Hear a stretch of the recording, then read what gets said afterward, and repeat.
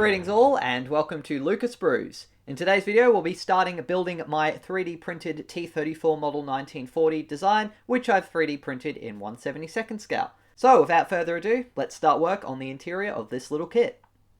Initially, I designed a T-34 interior set for kits such as the SE, Dragon, and if scaled down, Airfix T-34, and this interior was then incorporated into a full exterior model I designed in Blender over the course of a couple months. This build video covers the first prototype of my complete early model T-34 I assembled, which led to some improvements to the design that I have now available to purchase on my Cults page.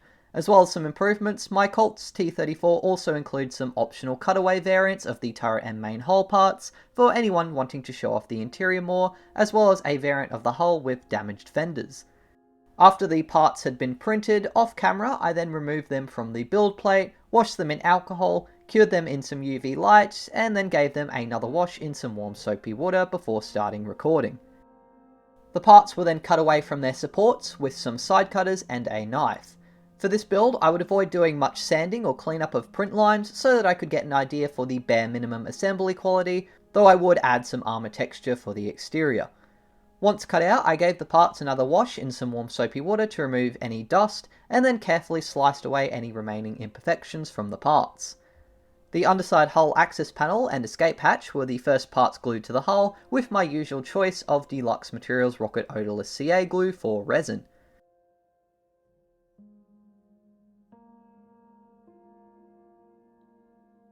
Once in place, I then added the ammunition boxes around the fighting compartment floor, and for some interest I added one that was opened, as well as a lid off to an angle, and some shells in the open box.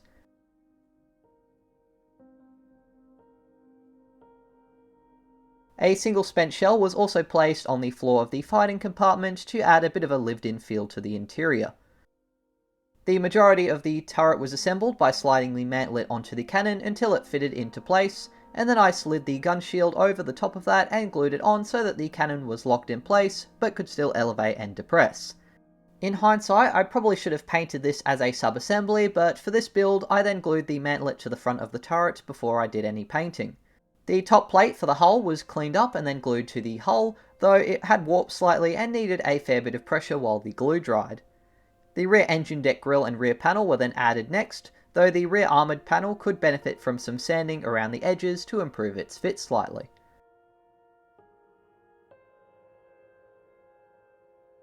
I glued the engine access, early square transmission hatch and the early driver's hatch into place in the closed position, though obviously they can be glued in the open position if you wished. On my prototype T-34, the inside surface of the wheels had no detail, but I've since added some to the current version on Cults. All of the sub-assemblies, including the lower hull, upper hull, turret, tracks, wheels, turret roof parts, and the engine/transmission parts were then primed with some Vallejo gloss black primer to prepare them for painting. If you didn't want to do the interior in this kit, you could obviously just glue the lower and upper hull halves together and skip on to the exterior.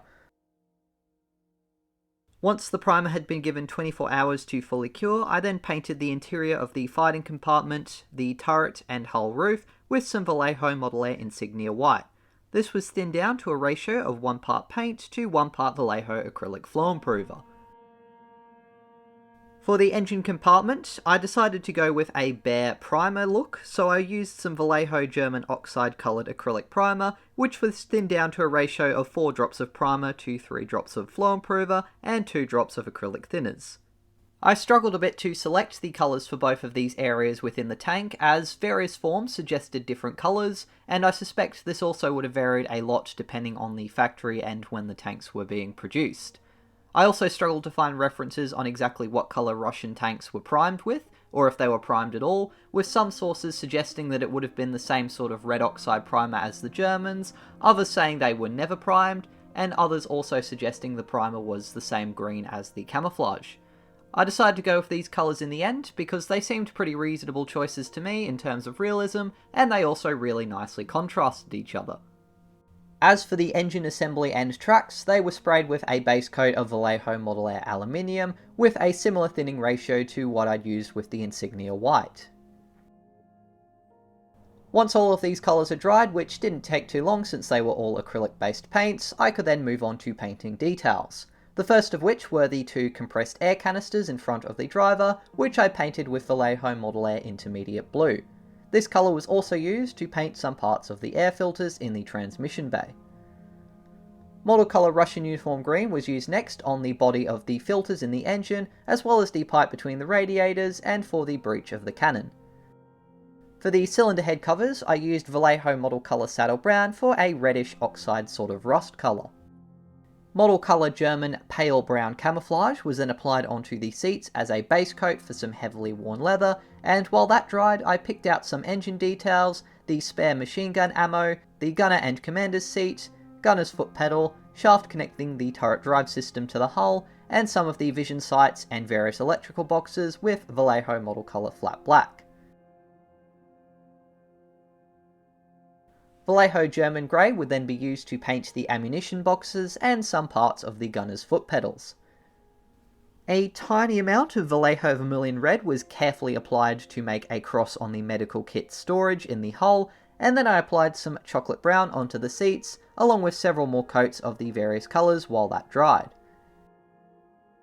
I decided to darken the radiators and part of the gearbox with a few coats of Model Air Gunmetal Metallic, and then I dry brushed some marks of buff onto the leather seats.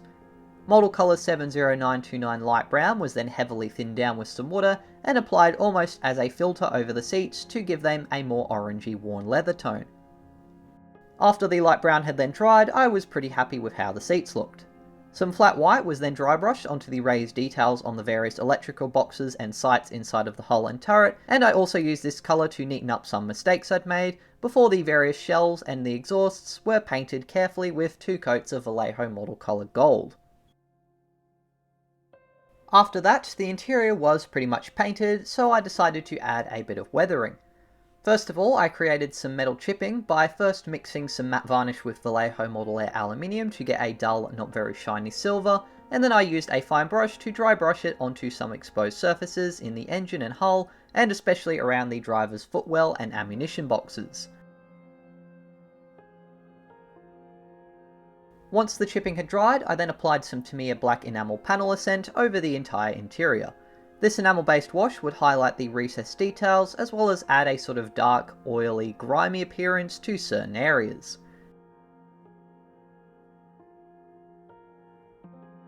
The effect is quite strong, so I removed the excess enamel wash from the fighting compartment and turret using some enamel thinners, but I made sure to remove less from the hull floor, engine and engine bay to keep them looking a little bit more dirty.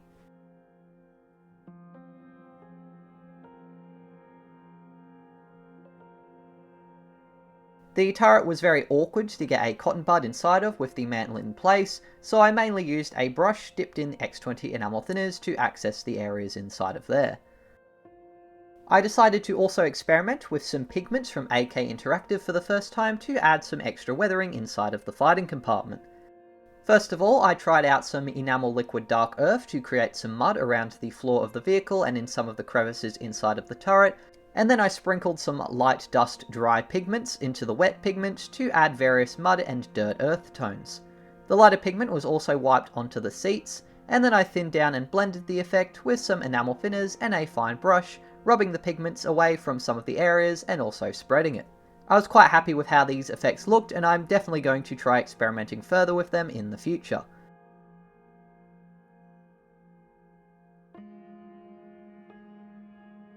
For a rusty effect on the exhausts, I then applied some AK Rust Deposit Enamel Wash onto their surface in a thin layer, and then I also applied this onto some parts of the engine. For some variation and lighter patches of rust, I then wet blended in some of the AK Light Rust Wash. As well as the pigments, I also tried some enamel wet effects from AK to add some wet marks around the fuel and oil filler caps, and also around the whole floor to add a little bit of a wet look to some of the mud. I decided I wanted a bit of a lighter and more dusty look to the seats, so I applied some Tamiya enamel buff onto them, and while this paint dried, I then dabbed some enamel thinners to wear it away and thin it down in some places. After that, I was pretty happy with the interior weathering, so I went ahead and glued the 2 roof parts to the turret, leaving the hatch and hull roof unglued so that I could remove them and still see my work at a later date. And with that, I was ready to move on to the exterior, which is what we'll be covering next time in part 2. Thank you very much for watching this build video. I do hope you guys have enjoyed this one. If you did, please be sure to leave a like and also subscribe to the channel as it really helps out. And feel free to leave your thoughts and any friendly advice you have for me in the comments down below. A massive thank you to my wonderful patrons for helping me to fund not only the products I used to make this kit, but also the time I spent designing it and also making the video for it. The design is, as mentioned, available on my Cults page, and there will be a link in the description to this video. Part 3 of my Airfix Bristol Bowfighter double build will be coming out over this weekend, and I'm planning to have Part 2 of my T-34 build ready for next week. That's all for this video, but until the next one, as always, take care and model on.